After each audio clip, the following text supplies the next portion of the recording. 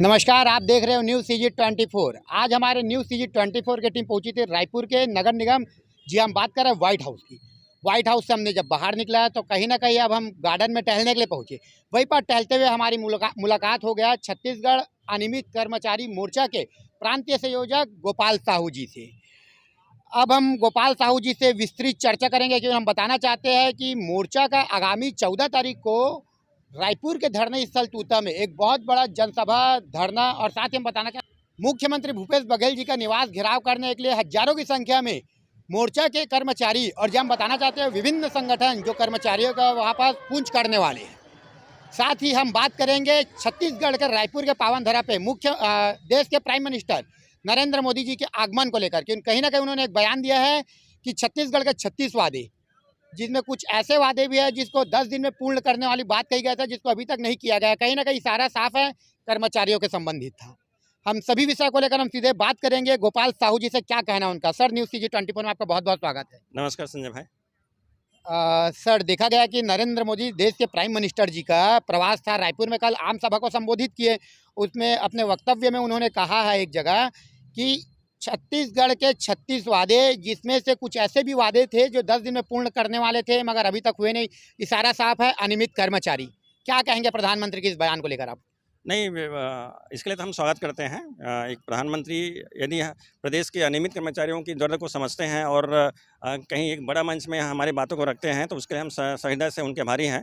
मैं बताना चाहूँगा कि वर्तमान कांग्रेस सरकार ने सत्ता में आने के पूर्व प्रदेश के अनियमित कर्मचारियों को प्राथमिकता के आधार पर 10 दिन में नियमित करने का वादा किया था। ये कमिटमेंट माननीय TS जो है उस वर्तमान में जो घोषणा पत्र समिति के अध्यक्ष थे उसके द्वारा थी। उसके बाद उनके कांग्रेस के ट्विटर हैंडल में भी इस तरह से जो कमिटमेंट आया, तो स्वाभाविक रूप से इस तरह से हम भी कहीं न कहीं आश्वस्त थे कि कांग्रेस आएगी तो हमारी बातों को गंभीरता से लेगा और प्रदेश के अनियमित कर्मचारियों को नियमित करेगा। बात करते हैं ये 14 तारीख को होने वाले एक बहुत बड़े जनसभा, विशाल धरना, और बात कर सकते हैं मुख्यमंत्री भूपेश बघेल जी के निवास का घेराव का। क्या रूपरेखा है 14 तारीख के, उसके बारे में आप कुछ बताइए। बिल्कुल, 14 जुलाई 2023 शुक्रवार को प्रदेश के जो अनियमित कर्मचारी हैं, जो मोर्चा और छत्तीसगढ़ दैनिक वेतनभोगी कर्मचारी फेडरेशन के संयुक्त तत्वाधान में कर रहा है, इसमें लगभग 65 संगठन के जो सदस्य हैं वो सम्मिलित होंगे और अपनी बातों को कहीं न कहीं हमको उम्मीद था कि लास्ट के मिनट में सरकार हमारी बातों पर कहीं न कहीं विचार करेगा, लेकिन इससे हमको काफ़ी निराशा हुई है। हमारे बातों को के बारे में कहीं चर्चा नहीं हुई है, जिससे आक्रोशित होकर हम 14 तारीख को विशाल धरना प्रदर्शन और मुख्यमंत्री निवास घेराव करेंगे और अपनी बातों को सरकार के समक्ष रखेंगे। सर, वही पास हम बात करते हैं कैबिनेट मीटिंग की। कुछ दिन पूर्व कैबिनेट का मीटिंग हुआ, जहां 5% DA भी बढ़ाया गया। देखा गया कि कर्मचारी उससे भी नाखुश है, उसके लोग भी लेकर विशाल धरना प्रदर्शन तूता में चल ही रहे। तो कहीं ना कहीं कैबिनेट में अनियमित कर्मचारियों के लिए कोई फैसला नहीं हुआ। सामने अनुपूरक बजट भी है, तो क्या उम्मीद करते हैं अनुपूरक बजट से आप?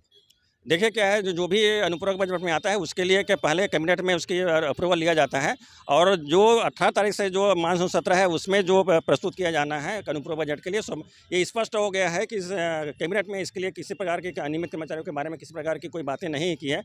इससे स्पष्ट पता चलता है कि मानसून सत्र में प्रदेश के जो अनियमित संविदा, दैनिक वेतनभोगी, कलेक्टर दर, आउटसोर्सिंग, ठेका, जॉब दर, मानदेय, अंशकालीन, ये पूरे 7 वर्ग के कर्मचारी है, उसके लिए किसी प्रकार के कोई सरकार निर्णय नहीं लिया है। हमें बहुत उम्मीद था कि सरकार अब इस अंतिम जो सत्र है विधानसभा का, उसमें हमारे लिए कुछ न कुछ जरूर करेगा, लेकिन इससे हमको निराशा हाथ लगी है। एक प्रकार के कांग्रेस ने हमारे साथ धोखा किया है, ये लोगों को लगने लगा है।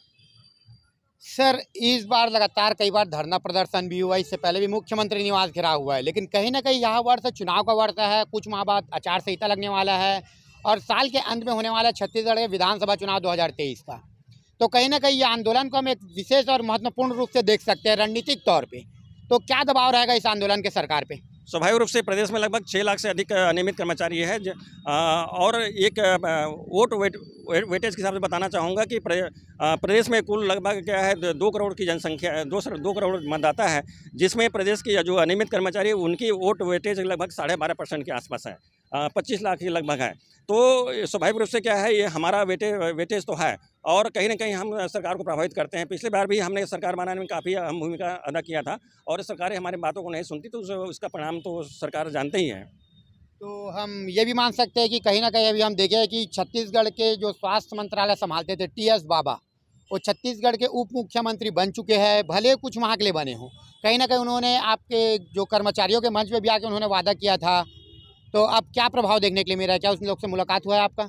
देखिए कई संगठन ने माननीय टी.एस. सिंह साहब से मुलाकात किया और उसने स्पष्ट कहा कि केवल संविदा या दैनिक वेतन होगी कि नहीं, कि सभी वर्ग के कर्मचारियों को जो होगा और इसके लिए क्या कैबिनेट में चर्चा हुई है और माननीय मुख्य सचिव को इसके लिए निर्देश जारी किया है। लेकिन वही दूसरा ओर जो कांग्रेस सरकार के प्रवक्ता हैं और मंत्री हैं मोहम्मद अकबर जी, उसने एक स्टेटमेंट जारी किया है कि भाई अनियमित कर्मचारियों के बारे में किसी प्रकार की चर्चा नहीं हुई। ये पूरा विरोधाभास है, जिससे हम प्रदेश के जो अनियमित कर्मचारी हैं काफ़ी एक प्रकार से आक्रोशित है और अपने आक्रोश को प्रकट करने के लिए अपनी बातों को स्वच्छंदता से रखने के लिए 14 तारीख को हम धरना प्रदर्शन और मुख्यमंत्री निवास घेराव कर रहे हैं। सर, एक अंतिम सवाल। छत्तीसगढ़ में देश के प्राइम मिनिस्टर नरेंद्र मोदी जी के द्वारा जो वक्तव्य दिया गया था कि ऐसे कुछ वादे हैं जिसको 10 दिनों में पूर्ण करना था, मगर अभी तक हुआ नहीं। और वही पास हम देख सकते हैं कि टी.एस. बाबा का भी 2 महीने के लिए उप मुख्यमंत्री बनना, और इसके साथ हम ये भी देख सकते हैं कि लगातार कर्मचारी संगठन और साथ करके जो मोर्चा है अभी, जो 14 तारीख को बहुत बड़े विशाल जो कार्यक्रम करने वाला है, जो मुख्यमंत्री निवास का घेराव करने वाला है, तो कहीं ना कहीं अनुपूरक बजट में इसका प्रभाव पड़ेगा। क्योंकि बयान भी प्राइम मिनिस्टर का आया है, लगातार आंदोलन भी हो रहा है और उस दिन बड़ा आंदोलन है, तो कुछ ना कुछ तो प्रभाव पड़ेगा। उसके बारे में बताइए आप। देखिए सरकार चाहे कि तो कभी भी कुछ भी कर सकता है, उस सरकार के हाथों में होता है ना, वो रातों रात कर सकता है, लेकिन बस इच्छा शक्ति होना चाहिए। हमें उम्मीद है इस तरह से जो परिस्थितियाँ बन रही हैं तो सरकार क्या है प्रदेश के जो अनियमित कर्मचारी उसके बारे में किसी प्रकार की फैसला लें। सर, न्यूज़ CG 24 का अपना कीमती समय देने के लिए आपका बहुत बहुत धन्यवाद। बहुत बहुत धन्यवाद संजय भाई। जिस प्रकार से आज हम सीधे जुड़े थे छत्तीसगढ़ अनियमित कर्मचारी मोर्चा के प्रांतीय संयोजक गोपाल साहू जी से, आज हम नगर निगम पहुंचते ही मुलाकात भी हो गया था और साथ ही हमने अपने विस्तृत चर्चा भी कर लिया कर्मचारी संबंधित। जी हाँ, 14 तारीख को होने वाले एक विशाल धरना प्रदर्शन और साथ ही मुख्यमंत्री भूपेश बघेल के निवास का घेराव, कहीं ना कहीं हजारों की संख्या में कर्मचारी करने वाले कुंज रायपुर तूता के धरना स्थल में, वही पुलिस प्रशासन द्वारा भी अपने कमर को कस लिया गया है। देखना यह है कि 14 तारीख को विशाल धरना प्रदर्शन के बाद किस प्रकार से कर्मचारियों द्वारा सरकार पर दबाव बनाया जाएगा, क्योंकि आने वाले कुछ समय बाद है अनुपूरक बजट और सामने विधानसभा चुनाव भी है। कहीं ना कहीं सरकार भी बैकफुट पे नजर आते हुए दिख रहा है। वहीं पर चाहे हम टी.एस. बाबा की बात करें या अन्य विभाग के मंत्रालय की बात करें, कहीं ना कहीं कर्मचारियों का दबाव साफ दिखाई दे रहा है सरकार के चेहरे पे। देखना यह है कि आने वाले समय में सरकार किस प्रकार का निर्णय लेती है। बने रहिए न्यूज़ CG 24 में।